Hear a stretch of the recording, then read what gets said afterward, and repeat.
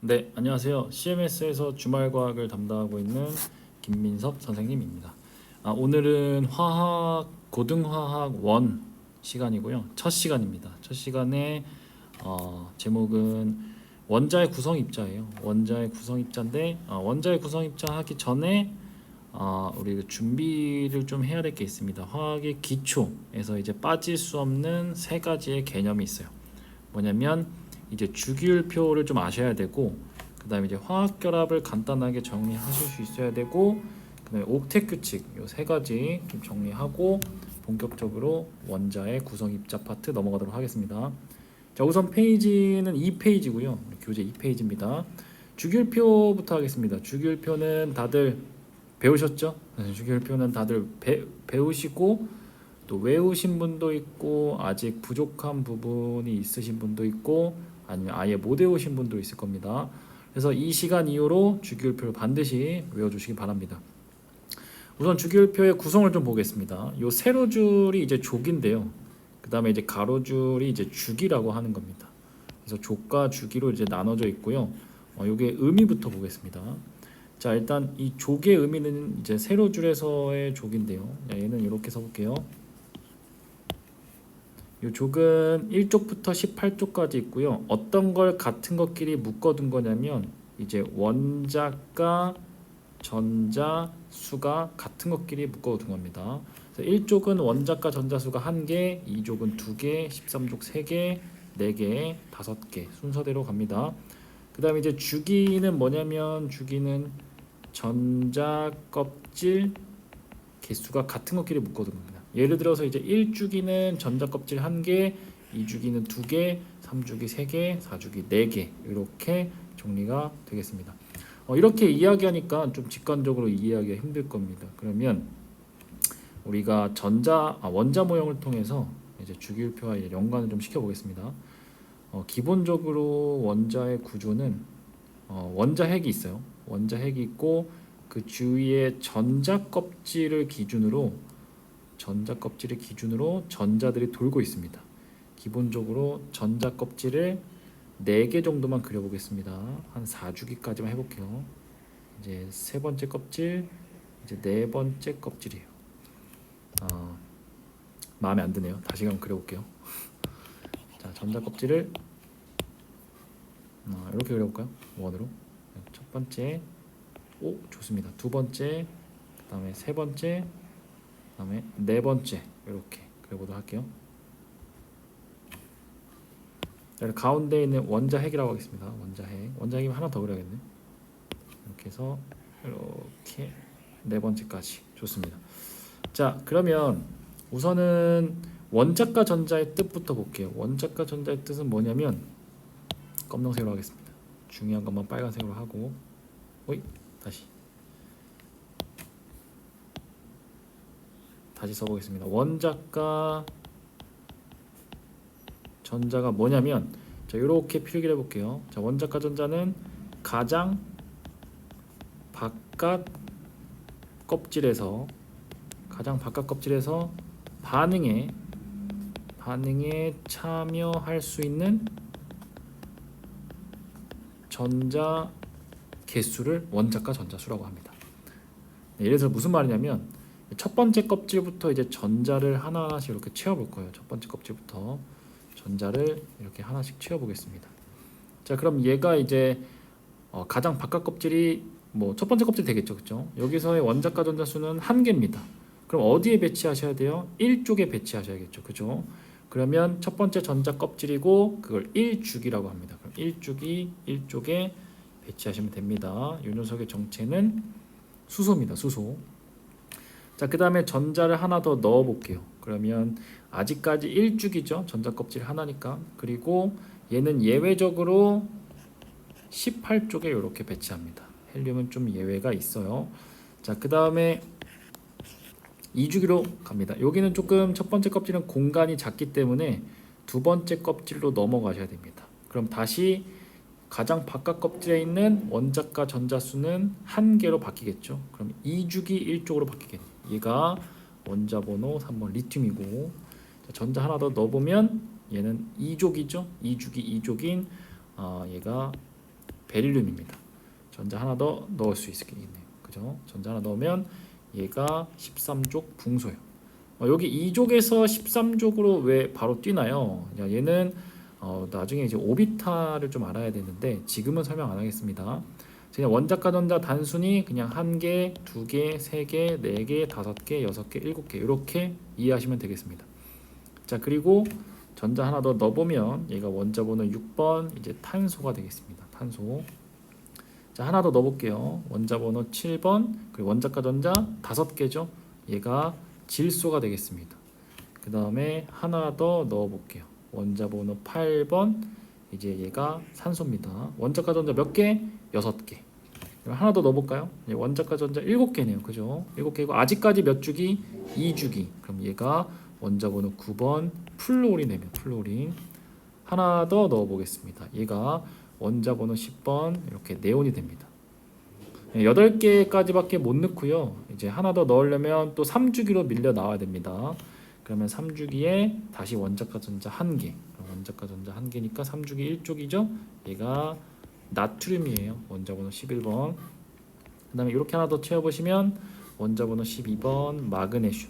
그 다음에 하나 더 채워보시면 알루미늄 이렇게 되는 거고 하나 더 얘가 규소. 원자과 전자 4개입니다. 자, 이렇게 하면 다시 5개죠. 그럼 3주기 15족에 얘가 인이죠. 그 다음이 황입니다. 그 다음이 뭐예요? 그 다음에 염소. 그 다음이 아르곤입니다. 아르곤. 자, 8개 또 채워서 더 이상 못 넣어요. 그 다음에 마지막 2개 남았네요. 다시 원자과 전자 하나죠. 그러면 4주기로 넘어갔습니다. 4주기 1쪽에 원자번호 19번 칼륨. 마지막 원자번호 20번 칼슘 원자과 전자 2개 이렇게 마무리하시면 됐죠?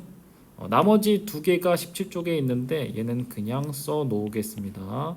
브로민과 아이오딘이에요.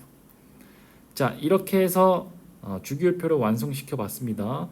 그냥 외우는 게 아니라 이렇게 전자 배치를 통해서 이 주기율표와 이 주기율표의 구성, 족과 주기의 의미까지 살펴봤고요. 그 다음에 이제 화학 결합이라는 게 있습니다. 화학 결합. 화학 결합하기 전에 할 게 있네요. 자, 여기서 우리가 이제 금속, 비금속, 준금속도 이제 구분을 하고 했으니 자, 구분하는 방법을 알려드리겠습니다. 자, 우선 빨간색 펜을 꺼내 주시고 빨간색 펜으로 구분을 좀 할게요. 우선은 붕소에서 이렇게 오른쪽으로 계단을 만드세요. 오른쪽으로 계단.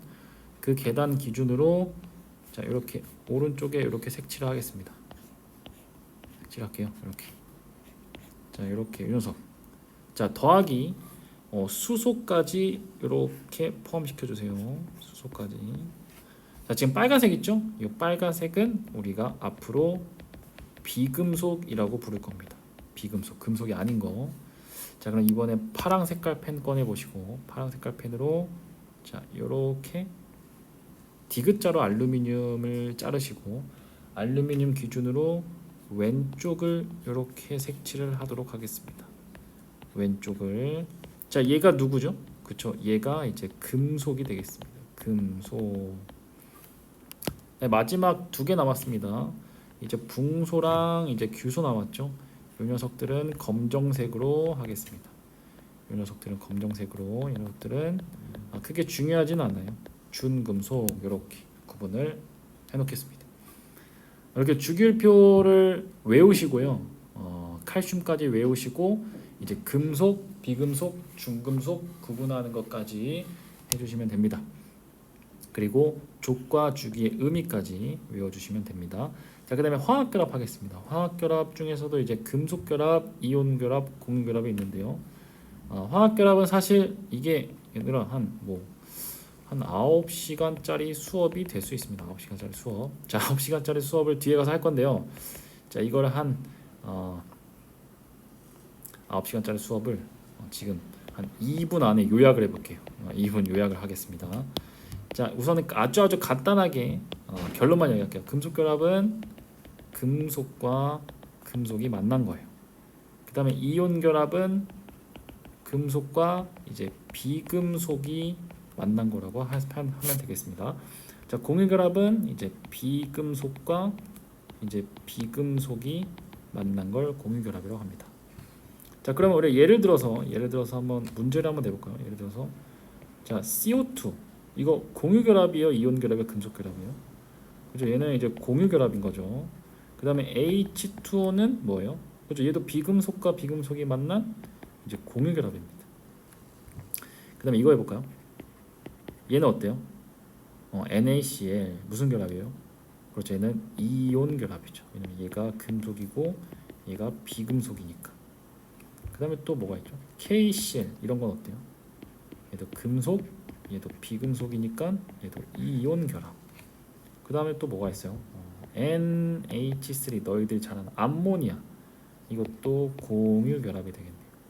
그 다음에 CH4 메테인 이것도 공유 결합이 되겠습니다. 그래서 좀 비싼 금속이 뭐가 있죠? AU 이게 뭐죠? 이제 금입니다. 금.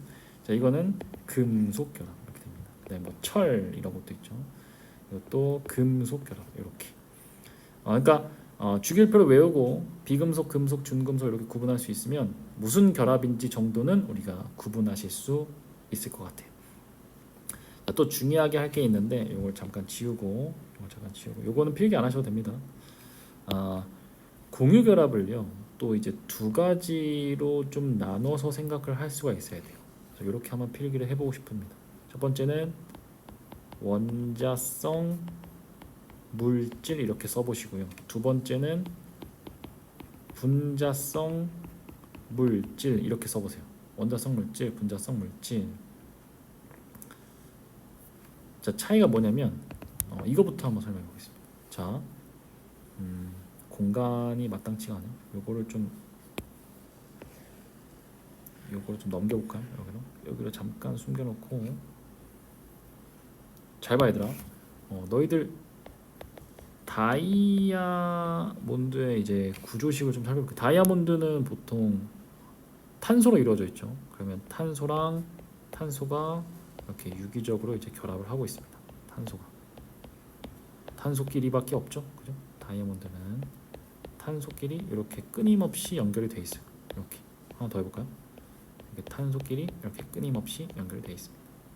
탄소 계속 연결돼 있어요. 여기 쭈루룩 탄소가 있는 겁니다. 탄소 여기도 탄소. 자, 그런데 잘 봐. 물 할까요? 물 해볼까요? 물은 H2O거든요. 그럼 H2O 이렇게 이제 구분을 할 수가 있어요. 그다음에 H2O. 근데 이제 물어볼까요? 지금 오른쪽에 있는 물 분자는 총 몇 개예요? 5개죠, 5개. 물 분자의 개수가 5개입니다. 자, 그런데 이거 대답해 보세요. 다이아몬드는 지금 몇 개예요? 방금 혹시 여러분들 멈칫했나요? 혹시 대답을 하기 망설여졌죠, 그죠? 그게 맞습니다. 이거 몇 개라고 해야 돼? 한 개라고 해야 돼? 아니면 뭐 무한대라고 해야 돼? 지금 물 분자는 자신 있게 5개라고 대답할 수 있었는데 다이아는 대답을 할 수가 없었죠, 그죠? 자, 그 차이점이 뭐였냐면 사실상 물 분자는 이렇게 개별적으로 셀 수 있는 독립된 분자로 존재하지만 다이아몬드는 이렇게 셀 수 있어요? 독립되지 않았죠. 그래서 이게 바로 원자성 물질과 분자성 물질의 차이점이에요, 그죠? 자, 원자성 물질은 참고로 차이점이 얘는 독립적으로 나눌 수 없고요. 분자성 물질은 셀 수 있고 독립적으로 나눌 수 있습니다. 그죠? 그래서 얘가 뭐가 있냐면 H2O, 그다음에 CO2, 그다음에 NH3 이런 것들만 우리가 분자라고 부를 수 있는 겁니다. 우리 중학과학에서는 이제 분자를 이렇게 배웠어요. 물질의 최소의 성질을 가지고 있으면 분자다. 근데 고등화학에서는 그렇게 부르지 않습니다. 분자라는 용어를 쓰려면 일단 공유 결합의 조건이 돼야 되고 그 다음에 나눌 수 있어야 돼요, 반드시. 즉 다이아몬드는 분자가 아닙니다. 얘는 더 이상 분자 아니에요. 뭐라고 부르냐? 원자성 물질이라고 부르는 겁니다. 아시겠죠? 네. 그래서 원자성 물질의 예로는 다이아 뭐 이런 게 있습니다. 선생님 근데 뭐 그거 알겠는데 뭐 그걸 왜 설명하시는 거예요? 중요한 게 하나 있어요. 뭐가 중요하냐면 원자성 물질과 분자성 물질을 단순히 나눌 수 없고 나눌 수 있는 게 물론 이제 중요하지만 이게 왜 중요하냐면 이런 거예요. 참고로 얼음이 물이 되려면 이 입자와 입자 간에 인력이랄 게 있습니다. 입자와 입자 간에 인력이랄 게 있는데 이건 인력이에요. 인력 단순히 인력을 끊으면 얼음이 물이 되는 거죠. 그죠? 자, 근데 다이아몬드도 이제 고체에서 액체로 녹이려면 인력이랄 게 없어요. 얘는 인력이랄 게 없습니다. 그래서 뭘 녹여야 되냐면 뭘 끊어내야 되냐면 이걸 끊어내야 돼요. 이런 것들이 뭐예요? 이런 것들은 인력이 아니라 화학 결합이에요. 화학 결합. 그래서 화학 결합은 깨기가 엄청 힘든 거예요. 화학 결합은 엄청 힘들고요. 분자간 인력은요 깨기가 엄청 쉬워요. 분자간 인력 금방 깨집니다. 자, 그 차이점을 증명해 볼게요. 그래서 깨기 쉬우니까 사실상 물에 녹는 점이 몇 도예요? 녹는 점이 0도입니다. 0도. 상온에서 녹아요. 얼음에 녹는 점이죠. 얼음에 녹는 점은 0도씨입니다. 그 다음에 이제 다이아몬드의 녹는 점은요 3850도씨 이상이에요. 그죠? 그만큼 녹기가 힘들다. 그만큼 이 화학결합 하나하나를 깨기가 힘들다는 거야.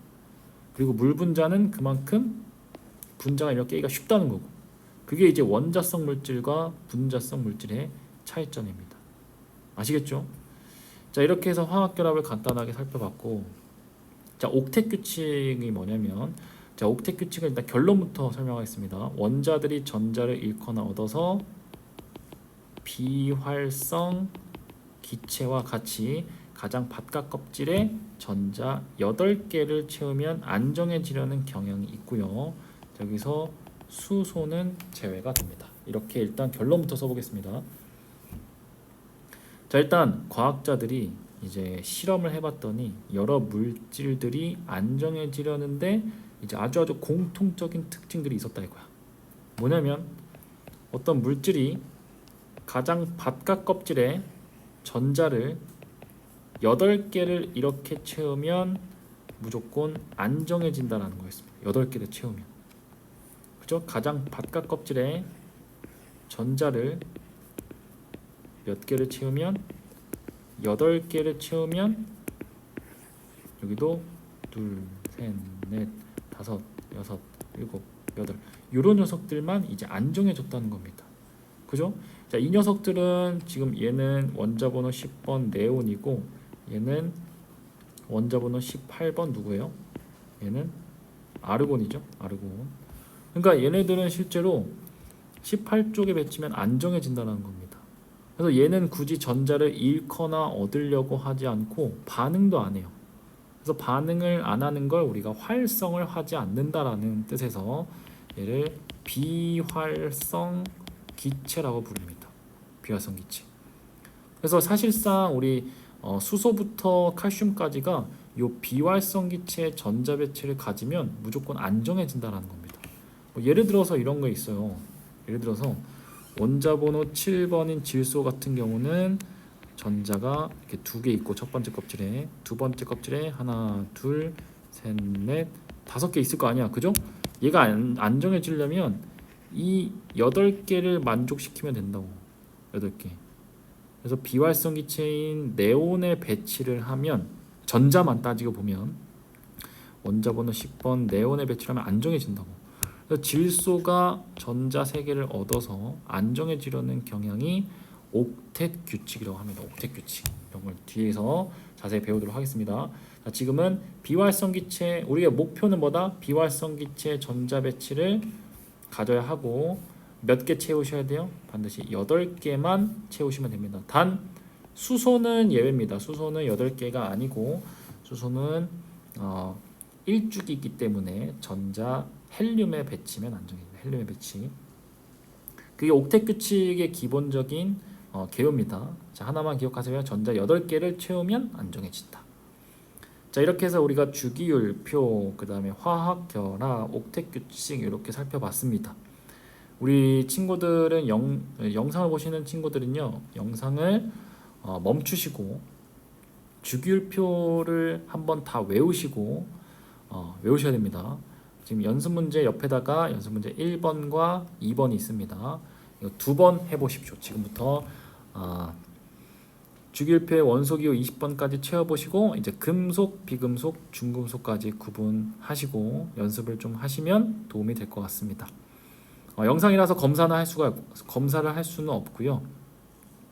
반드시 1번과 2번까지 마무리를 해놓으시기 바랍니다. 자, 그러면 화학의 기초 파트는 여기서 마무리하도록 할게요. 반드시 주기율표 외우십시오. 자, 오늘은 여기까지 하겠습니다. 수고하셨습니다.